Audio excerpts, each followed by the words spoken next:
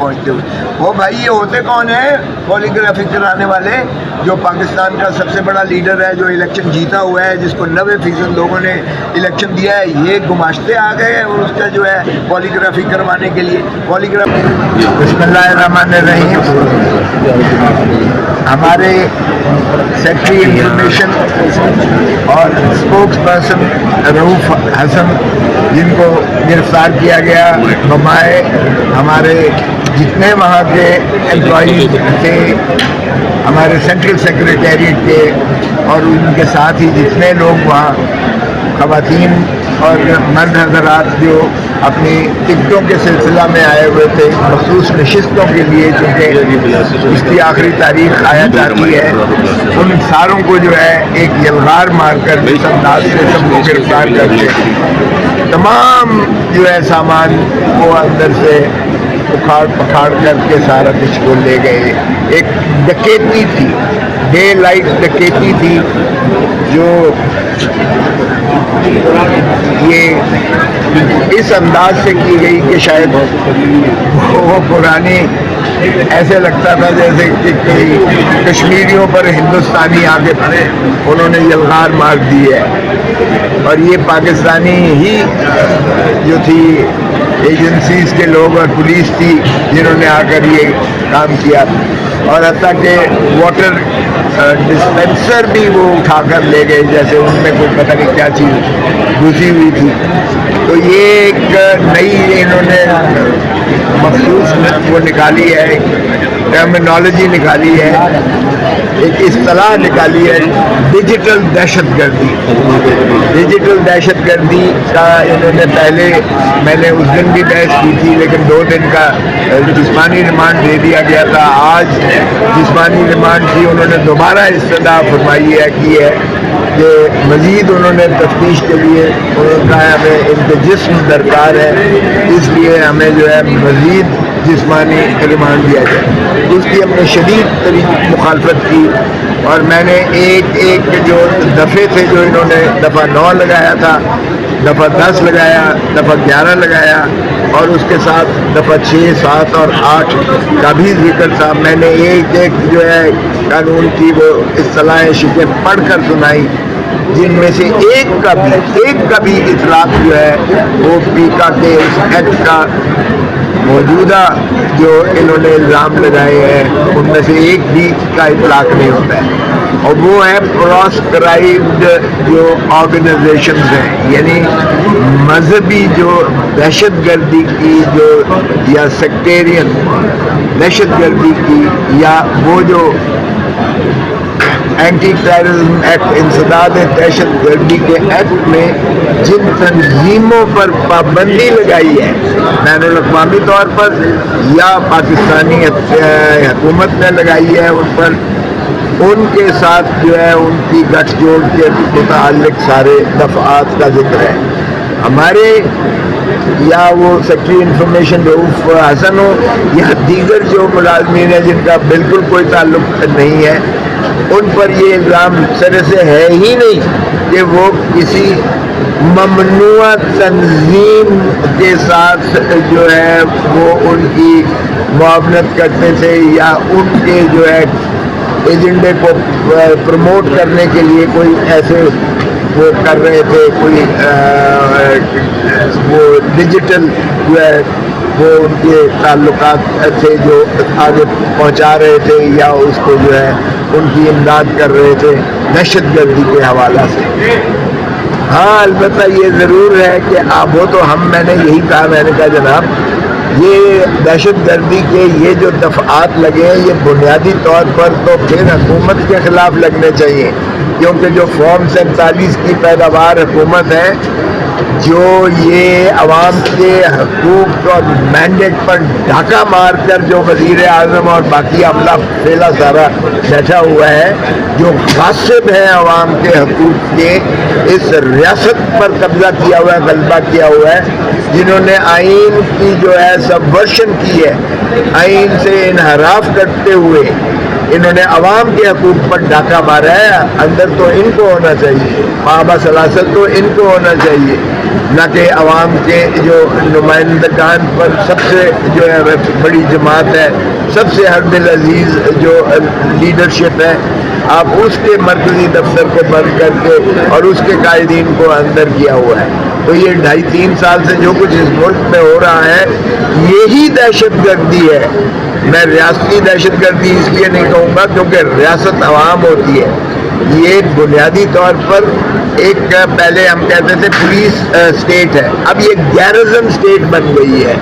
Police اور ان کا executive گٹھ جوڑ ہے اور انہوں نے غاصبانہ قبضہ کر کے ایک گماشتے بٹھا دیے ہیں اس ریاست کی اداروں پر، حکومت کے اداروں پر جو ہے بٹھا دیے ہیں ان کو فارم 47 کی پیداوار کرتے ہوئے، اور وہ سارا یہ کر رہے ہیں. تو ہم نے یہی کہا کہ اگر پارلیمان کے اندر ہم یہ تنقید کرتے ہیں، جب نواز شریف آتا ہے تو ہم کہتے ہیں کہ یہ ڈاکٹر یاسمین سے ہارا ہوا فارم 47 کی پیداوار ہے، یہ کیوں گھس بیٹھیا اس میں بیٹھا ہوا ہے پارلیمان. جب پرائم منسٹر صاحب جو سو کالڈ جعلی وزیر اعظم شہباز شریف آتا ہے، میں خود اس کے ساتھ والے حلقے سے MLA بنا ہوں، 45,000 ووٹوں سے میں جیتا ہوا ہوں، اور میرے مخالف خواجہ سعد رفیق نے مجھے فون کر کے اپنی شکست کو تسلیم کرتے ہوئے مجھے مبارکباد دی.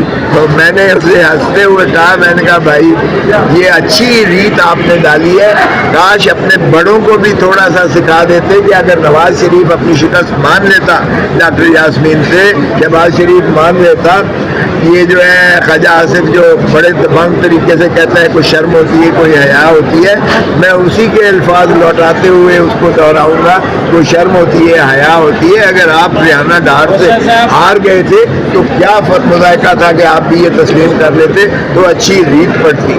تو آج ہم نے مخالفت کی شدید اس ریمانڈ کی، اور ابھی انہوں نے ہماری بحث سننے کے بعد فیصلہ محفوظ کیا ہے. لیکن مجھے کبھی امید ہے کہ چونکہ کسی بھی دفعہ 9, 10, 11 کسی دفعے کا اطلاق بادی النظر میں بھی نہیں ہوتا ہے، کیونکہ کسی ہم ممنوع تنظیم کے ساتھ نہ تو دہشت گردی پھیلا رہے ہیں، نہ ان کے سہولت کار ہیں، نہ ان کو گلیمرائز اور گلوریفیکیشن کر رہے ہیں جو دفعوں میں الفاظ لکھے ہوئے ہیں ان شکوں میں. تو اس لیے کسی بھی جرم کا ہمارے اوپر اطلاق نہیں ہوتا ہے. یہ ہمارا حق ہے تنقید کرنا حکومت کے اوپر کہ عوامی مینڈیٹ پر جو ڈاکہ مارا ہے اس کو واپس لوٹاؤ. یہ ہمارا حق ہے یہ ان سے تقاضا کرنا کہ آپ گھس بیٹھیے جعلی وزیر اعظم بن گئے ہو.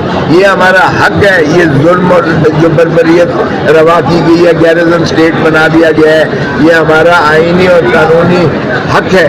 اس لیے اس پر نہ تو کسی جرم کا اطلاق ہوتا ہے، نہ ہی انہیں اتنا جو ہے برہم ہونے کی ضرورت ہے، بلکہ اس کا ازالہ کریں، خدا کا خوف کریں. 1971 سے کچھ سبق سیکھیں، 1971 کا ریپلیکا مت دہرائیں دوبارہ. 1971 میں بھی ہم نے یہی ایگزیکٹلی کیا تھا کہ عوامی مینڈیٹ کو ہم نے تسلیم کرتے ہوئے انکار کیا تھا. اس سے پہلے ہم نے فاطمہ جناح کو غدار کہا اور ہم نے کہا فاطمہ جناح اور پاکستان نہیں چل سکتے. اس کے بعد ہم نے مجیب الرحمان کو غدار کہا اور ہم نے کہا پاکستان اور یہ نہیں چل سکتے، 2 لفظ کروا لیا ملک. پھر ہم نے بھٹو کو جو ہے غدار کہا، ہم نے پھانسی دے دی اس کو اور کہا پاکستان نہیں چل سکتا. پھر ہم نے بے نظیر کو جو ہے پھانسی دے دی، قتل کر دیا اور کہا کہ پاکستان کا سیکورٹی رسک ہے وہ نہیں چل سکتے. پھر ہم نے نواز شریف پر ہائی جیکنگ کا کیس بنا کر اس کو 2 تہائی کی وہ عمر قید سزا کر دی. اور پھر ہم نے جو ہے اب عمران خان کو غدار کہہ کر ہم نے اسے جیل میں ٹھونسا ہوا ہے. تو بس کر دیں یہ ڈرامے، بس کر دیں. ملک کی تباہی کا جو ہے شاخسانہ بن رہا ہے. اس وقت جو مہنگائی ہے، علمان لوگوں کے مسائل کو دیکھیں، لوگوں پر رحم کھائیں، لوگوں کو آ کے حکمرانی واپس کریں تاکہ وہ لوگوں کے دکھ درد کو سنبھالیں اور سوچیں اور ملک کو جو ہے اس دلدل سے نکالیں. یہ فوج کا کام نہیں ہوتا ہے، اسٹیبلشمنٹ کا کام نہیں ہوتا ہے حکومت کرنا. آپ حلف کی پاسداری کریں، آئین کے حدود کے اندر رہیں. اسی میں ملک کی فلاح ہے، اسی میں ملک کی بقا ہے. ایک باتیں کر رہی ہیں کہ عمران خان کی پولیگرافی کروانی چاہیے اور عمران خان نے انکار کر دیا ہے اس ٹیسٹ کو کروانے سے، کیا کہیں گے آپ؟ ओ भाई, इमरान खान ने नहीं, हाई कोर्ट ने भी यही कहा है कि इनको कोई हक नहीं है। मैंने खुद बुशरा बीबी के केस में वो एसपी जो है उसने वॉइस मैचिंग का किया था, उसने कहा कोई हक नहीं है आपको ये पहुंचते हुए। वो भाई ये होते कौन है? पॉलीग्राफी कराने वाले, जो पाकिस्तान का सबसे बड़ा लीडर है, जो इलेक्शन जीता हुआ है, जिसको 90% लोगों ने इलेक्शन दिया है, ये गुमाश्ते आ गए हैं उसका जो है पॉलीग्राफी करवाने के लिए। पॉलीग्राफी इनकी करवाओ, इनसे ज़रा कहो कि ये पॉलीग्राफी टेस्ट लेकर बताएं कि ये नवाज शरीफ इलेक्शन जीता है। ये शहबाज शरीफ का पॉलीग्राफी कराएं और शहबाज शरीफ को बताएं कि ये इलेक्शन जीता हुआ है। मरियम नवाज का करें पॉलीग्राफी, मरियम नवाज को पूछें कि इलेक्शन जीती हुई है। ख्वाजा आसिफ का पॉलीग्राफी कराएं और उससे पूछें कि तुम इलेक्शन जीते हुए हो रेहाना डार से। और 17 सीटों 17 सीटों जीतने वाले को आपने वजीर आजम बनाया हुआ है। 105 पे वो है, हम फॉर्म 47 के न होने के बावजूद हम 126 है। हम तो नेशनल असेंबली में सबसे बड़ी पार्टी है पाकिस्तान तहरीक। पॉलीग्राफी इनके करवाएं। आपने बात की आज कोई आप रेफरेंस पीटीआई लेके आ रही है सर, और लेके आ रही है तो किसके खिलाफ आज रेफरेंस आप क्या करेंगे? वो आपके सामने आ जाएगा, आज हो जाएगा। आपने जब उनको शागिर्दी में लिया था तब आपको ये महसूस नहीं हुआ कि ये नालायक हो सकते हैं? मैंने तो एक नियति से एक नहीं, मैंने सैकड़ों शागिर्द किए और दूसरा मैंने नालायक नहीं कहा। तो ये वो मेरे मुंह में न डाले जो मैंने कार्य उनके खाते में डाल रहे हैं, लेकिन ये बाबू लोगों ने किया होगा। मैंने फिर भी उनको जो है जरा बाहर रखने की साहब अंदर दलाइल में आपने बात की है कि रऊफ हसन साहब को सर उनका ब्लड टेस्ट करवाया जाए, क्या उनको वाकई ब्लड टेस्ट मैंने नहीं कहा, मैंने कहा 75 साल उनकी उम्र है, वो कैंसर सर्वाइवर हैं, तो इसलिए उनके जो है उनसे ये उनकी ज़िंदगी को भी खतरा है। मैंने इसलिए उस जुमले में कहा था, बाकी तो जुर्म कोई किया ही नहीं है, इसलिए उनको बाबा सलासिल रखना ये आर्टिकल 9 के मुतसादिम है। कोई किसी की ज़िंदगी को सल्ब नहीं कर सकता है। जब आप उसे 2, 4, 10 दिन अंदर रखते हो, उसकी ज़िंदगी को सल्ब कर रहे हो। ये अल्लाह की देन है, आप अल्लाह के जो है उसमें आप दखल नहीं दे सकते। शुक्रिया।